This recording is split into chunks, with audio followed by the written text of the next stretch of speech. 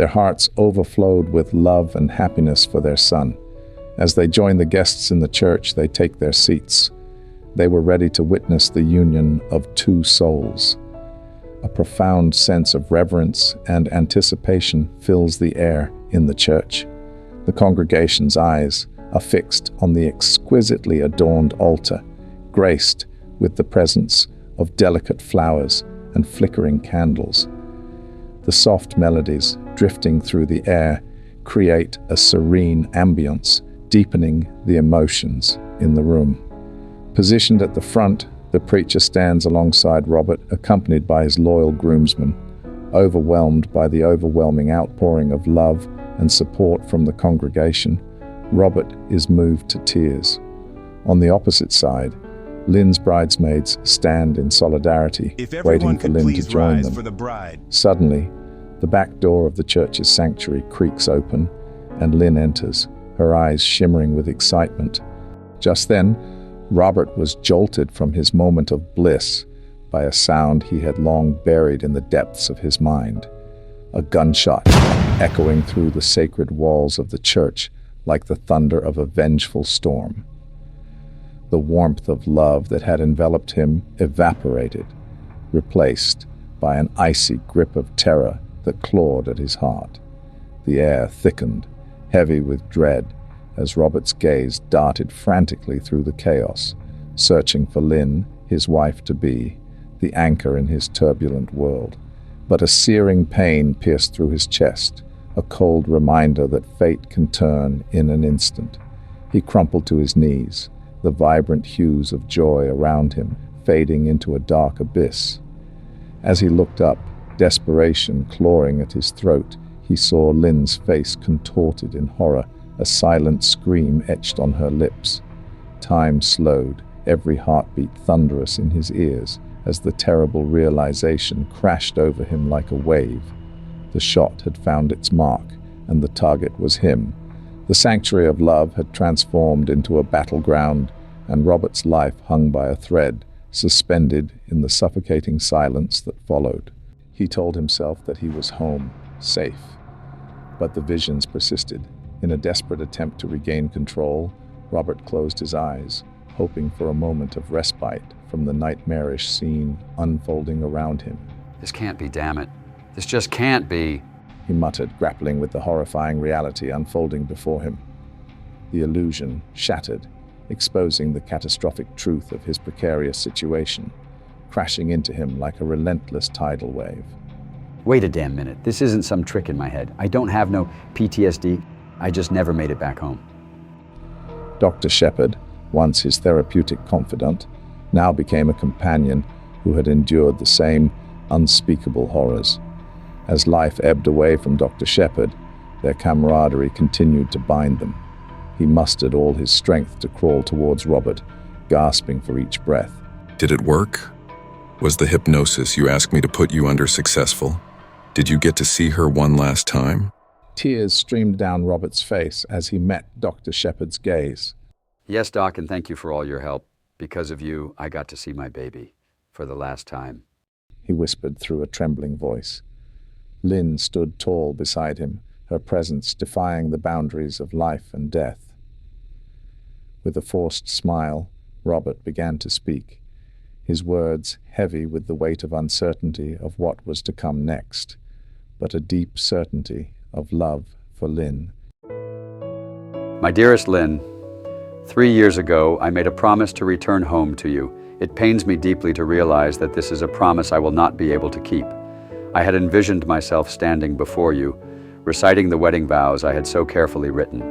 But fate has intervened, and I will not have the chance to say them in person. However, in this fleeting moment, filled with an overwhelming surge of emotions, I must utter my parting words. My love, we have faced battles, endured unimaginable pain, and treasured stolen moments of bliss.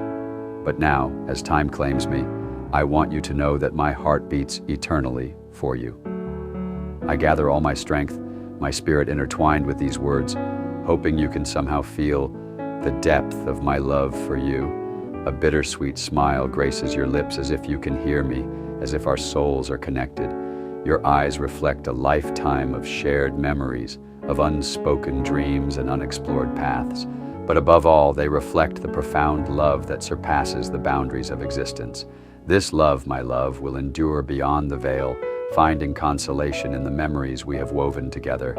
As the dim light of life flickers and fades as I lie here on this cold dirt floor, I feel the weight of saying goodbye. In my mind's eye, I envision you, Lynn, the woman who captured my heart amidst the chaos of war, standing before me. How I long to reach out and caress your delicate face one more time. But alas, my vision is starting to blur and my time is running short. In my final words, I make this pledge, etched deep in the depths of my soul.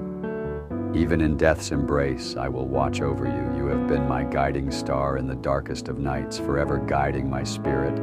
Find assurance in knowing that our love will persist, a beacon of hope in a world that is desperately seeking it. With each weakening breath, with each faltering beat of my heart, I release the burdens that ties me to this world. Yet the warmth of your touch lingers, providing me with a comforting expanse of solace as I step into the great unknown.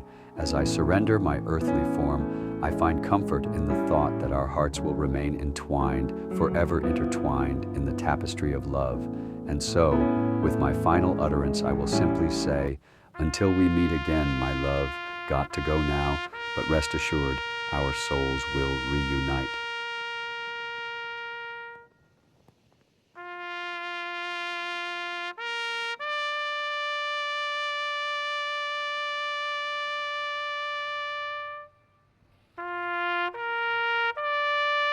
Robert confessed his love for her. He was grateful for the fleeting moment they shared, even if it was only in his mind. As his breath grew shallow, his life slipped away, leaving behind a void that would haunt his loved ones forever. The evergreen cemetery stood in quiet solemnity. Mr. and Mrs. Winfield stood beside Lynn. Their faces were etched with grief. Lynn clutched a folded American flag. Her attire mirrored the mournful attire of the friends and family who gathered to pay their last respects. Among the mourners was George Anderson Sr. He played taps with his golden white trumpet. His young son, George Jr., stood by his side with a salute firmly held in his small hand. The sound of the trumpet resonated through the air, its haunting melody floating above the hushed whispers of those saying their final goodbyes. Robert's grave stood as a stark reminder of the battles he fought, both within and without. As the final notes of taps faded, a collective sigh echoed amongst the mourners. They had lost a son, a friend, a comrade, a future husband, but in their hearts, Robert's memory would live on. Lynn stood alone, the weight of grief pressed upon her as she clutched the folded American flag amidst the dispersing mourners. Just as the somber air began to suffocate her, George Anderson Sr. approached, his condolences offered in a voice laden with sympathy. "I'm terribly sorry for your loss, ma'am." George spoke. His words were laced with genuine sorrow. Lynn forced a smile through her pain and nodded her gratitude. "Thank you so much. And I couldn't help but notice what a magnificent trumpet you possess," she remarked, her eyes lingering on the instrument nestled securely in its case. "Why, thank you. This old thing has been passed down in my family for generations. My father got it from his father, and his father gave it to him, and so on and so on. Then one day, it'll belong to my son, George." He responded with pride. Lynn's heart ached as a thought of Robert flashed before her eyes, and with a heavy breath, she replied, "It's beautiful. Take good care of it, little man. You don't want to lose something so precious. Lord knows I lost the most precious thing to me. In fact, I just buried him." Lynn confessed. Her tears flowed freely. "I don't know what to do now. What do I have to look forward to?" "Another day." George interjected gently. "You have that to look forward to. Another day of living. And you shouldn't waste it because one day someone will stand here saying goodbye to you. Make the most of the time you have left. Funerals are for the living, to help us cope. The dead have already reached their destination, passing the baton on to us. It's time for you to keep going, to finish your race, and pass the baton to someone else." A newfound determination flickered in Lynn's eyes as she nodded with understanding.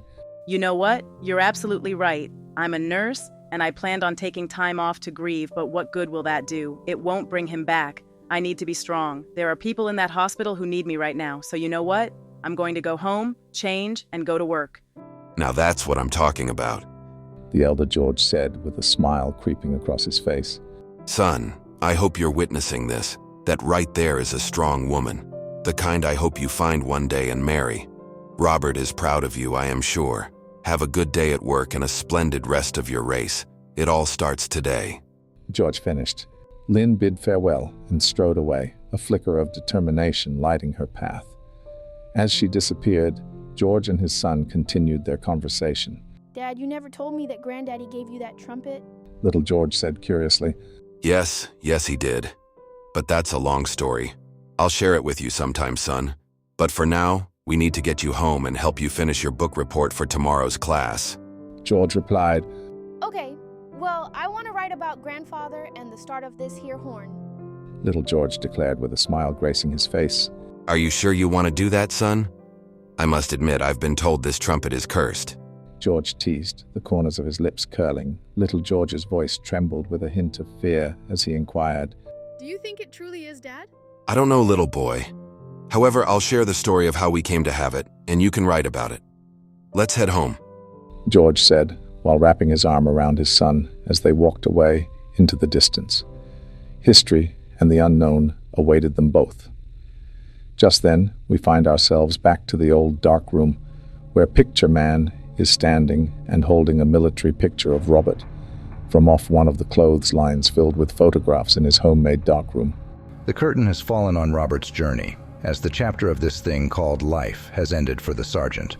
We reflect on a life of sacrifice, confusion, and an unyielding spirit trapped within the confines of a prison camp. The echoes of his struggle lingered, a testament to the indomitable human spirit in the face of unimaginable hardships. Robert had come to a happy place within his heart and soul. Although his nightmare had come to an end, we should never forget this soldier who fought battles within himself until his very last breath. Picture Man stated. As Anthony sat on the dusty stool in the dimly lit basement, the Picture Man continued his captivating tale. Anthony's eyes widened with each word. His skepticism gradually gave way to curiosity. That was one hell of a story. Anthony exclaimed enthusiastically. Why are you down here in the dark taking pictures? Man, you should be writing fiction stories. You know novels like Stephen King. Anthony said with fortitude to the old photographer. Picture Man smiled as his eyes filled with a hint of mystery. Who said the story was fiction? He replied. Skeptical, Anthony responded. You mean to tell me that this story was true? I call bullshit. With calm confidence, Picture Man stated. Call it what you want, but it was 100% true. Disbelieving, Anthony questioned. But how did you hear about all of this if he was dead? Picture Man replied confidently. Robert himself, he told it to me. Mocking the idea, Anthony retorted. Like I said before, I call bullshit and fictional sci-fi bullshit to be exact. In a wise tone, Picture Man responded. Young man, some people have abilities that are far more advanced than you will ever be. Slightly irritated, Anthony dismissed the conversation by saying, Yeah, whatever, I'm out of here. Do you really think that's the best thing to do?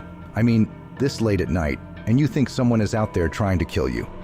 As I said, some people have abilities that are far more advanced than you will ever be, like common sense.